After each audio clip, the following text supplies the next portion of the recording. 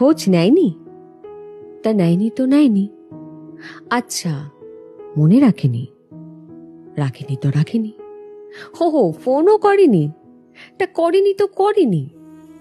ফিরে তাকায়নি? তাকায়নি যখন তাকায়নি। ভুলে গেছে? তা বেশ তো, ভুলে যখন গেছে তখন গেছে। তাই বলে কি নিজেকে বিষণ্ণতার সমুদ্রে ডুবিয়ে রাখতে হবে? নাকি হাসতে ভুলে যেতে হবে? নাকি আত্মসম্মানকে বিসর্জন দিয়ে তার কাছে মিনতি করতে হবে? বারবার বিতাড়িত হওয়ার পরেও তার জন্য অপেক্ষা করতে হবে, নাকি পায়ে পড়তে হবে?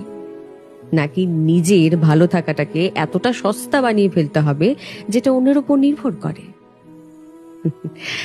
এই বিষয়টা নিয়ে না একটু ভাবা উচিত, জানো।